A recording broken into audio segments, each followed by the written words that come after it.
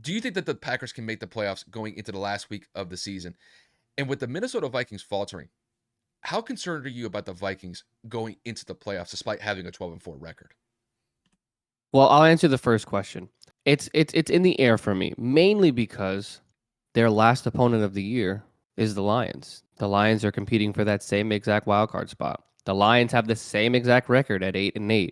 And this is going to be in Lambeau. So this is going to favor the Packers. I'm not going to go out there and say that I'm going to pick the Lions outright, but I can't just ignore what this Green Bay defense has been doing. 2 defensive touchdowns this week. They completely annihilated Kirk Cousins. They're constantly in the backfield. They limited the run game. I mean, they were all over the place. And the biggest thing that screwed me over this weekend, I lost in my fantasy championship because Justin Jefferson was held to 2 points, 1 catch for 15 yards. Jair Alexander, if you're listening, damn you, because I wanted my money. But anyway, this Green Bay defense has just shown up, man. There's not really much. There's not really a way to kind of go about it. I mean, Aaron Rodgers didn't really do much. When you look at the stat line, people automatically think, oh, 41 points. Aaron Rodgers had to have 4 touchdowns. He only had 159 yards and 1 touchdown pass. No interceptions. So this was all on the shoulders of the defense. This was all on the shoulders of the running game because Aaron Rodgers also ran a touchdown in. But I mean, you talk about the team as a whole, 163 yards on the ground. Aaron Jones had 100 yards, 7.9 yards per carry. It was ridiculous. Minnesota's defense was not able to stop anything Green Bay had going. Minnesota's offense could not get into any consistent rhythm, and Kirk Cousins had 3 turnovers.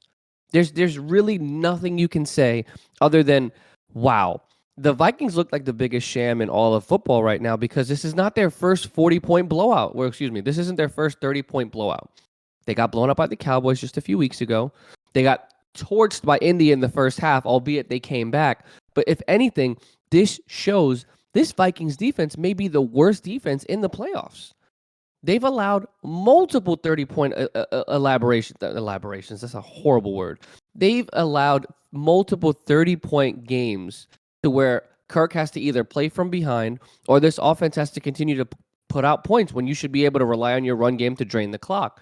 The offensive line of Minnesota has been in question all year, and you just look at it and you say, well, why are they in such high regard? Why is Minnesota so good? Oh, their record looks good, but when they go and they play teams that they should beat, it's like, I don't even know. They're like kind of like they disappear.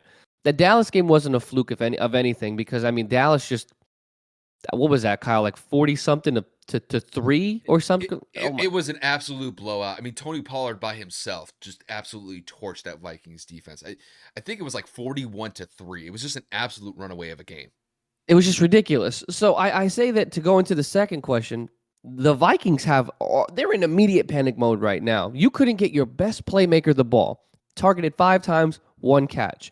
You could not get your quarterback into any type of rhythm. He was 18-31 with 1 touchdown and 3 interceptions. He had a QBR of 10 and a passer rating of 49. That is absolutely atrocious.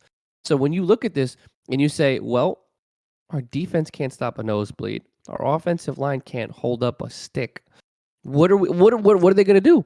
They were the 2 seed for the longest. They've now faltered to the 3. If they continue this method, not that they're going to fall to the 4, they're probably going to stay at the 3rd seed because San Francisco's not losing next week. I don't see them losing next week, and I don't even know who they're playing. It's just the ride that they're on with the potential to go after the 1 seed and obviously to lock up the 2 seed. They have every incentive to play every single starter on that team. I know they had the worst defensive performance of the year for themselves, but we're not talking about San Fran right now. The Vikings are an immediate must panic right now. You do not want to go into the playoffs and face the Giants at the 6th seed. You do not want New York coming into your building with you struggling this bad. That defensive front for the Giants is no joke. Saquon Barkley's not a joke. And for whatever reason, these backup receivers for the New York Giants have been able to get open, and they've been able to get Daniel Jones into a rhythm. So overall, I think the Packers and Lions game is going to be a must-see game for a win-and-get-in situation, and the Vikings next week are also in that same mentality. We need to win because they technically also still have an opportunity to get that 1st seed. But definitely an incredible game by that Green Bay defense. Not a joke. I mean, they've been showing it pretty much all year long, but it goes to show to win games, you don't always need to lean on Aaron Rodgers. And that's the thing, what I focus with the Packers here. This was just a well-rounded performance from every single component of the team. Because Kev, I know we always focus on the offense and the defense making plays, but I gotta say, even their special teams came up with a huge play early in that first quarter. Because let's kind of go over the game summary here. The Vikings get off to a 3-0 lead. And then immediately after, 10, 15 seconds later, the Packers run back a kick return for a touchdown. So now they're up 7-3. And then 5 minutes left in the first quarter, Kirk Cousins throws a pick six, and now the Packers are running and gunning. It's 14-3. Going into the second quarter, just the Packers just kept piling it on. They tack on a field goal. I think Aaron Rodgers connected with Robert Tunyon, and then I think Mason Crosby got another field goal basically at the end of the first half. Kev, it's 27-3. Game's over. And there's no way that the Vikings are going to come back with the amount of turnovers that Kirk Cousins was having. Just the Packers' run game was phenomenal, basically from the start of the game all the way to the end of it.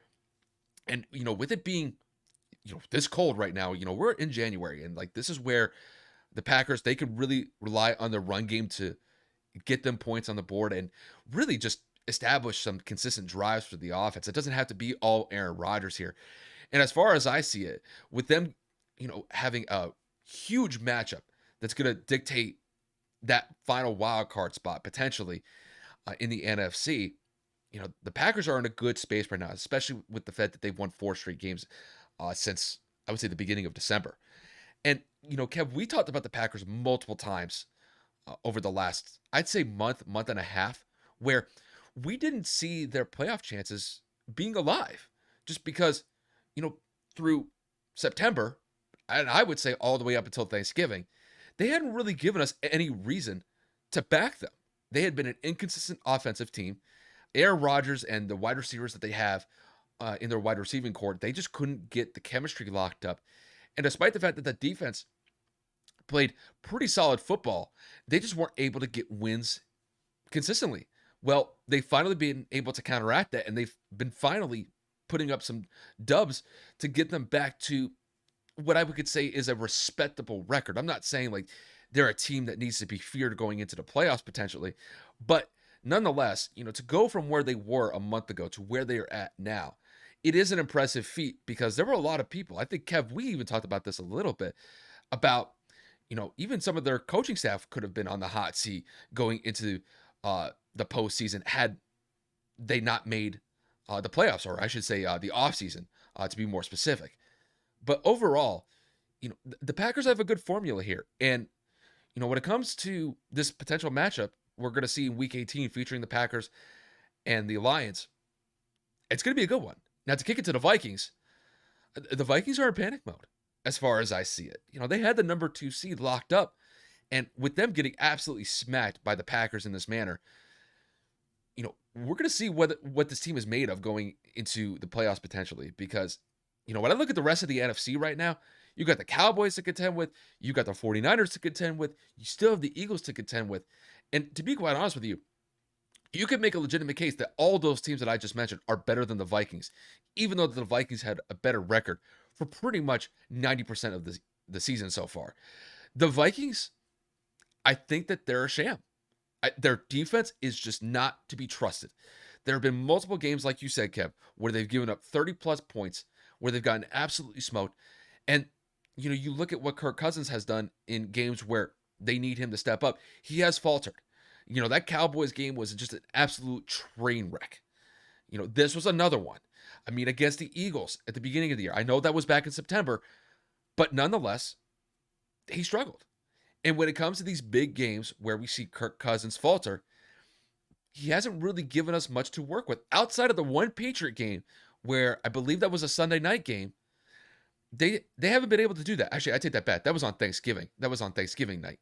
But nonetheless, it's just a consistent theme with the Vikings. And I think a lot of it has to do with Kirk Cousins not being able to step up at the right time. I'm not saying that he can't play consistently throughout the year, but when they need him to step up, he just doesn't do it. And then when it comes to the defense and the lack of consistency we see from that unit, man, there's a very good chance that the Vikings could get bounced out of the playoffs in the first round. I'm not putting that past them because I got to see Kirk Cousins perform in the playoffs, and I got to see that defense perform up to snuff, and they haven't done that consistently. So, just to kind of round this out, I think the Packers, they're on a good little hot streak here. The momentum is definitely on their side. They got a huge matchup next week against the Lions. And when it comes to the Vikings got to get it together quick, fast, and in a hurry. Because, Kev, I think it's fair to say that this team is just, I don't think they're a team that is really feared by a lot of these NFC teams that are going to be potentially playing them in the playoffs. And I think a lot of it just has to do with Kirk Cousins' inability to play at the right time, to play excellent football when they need him the most. And that defense is not to be trusted. So I'll leave it at that. But it's going to set up a huge week 18 as far as I see it for both teams.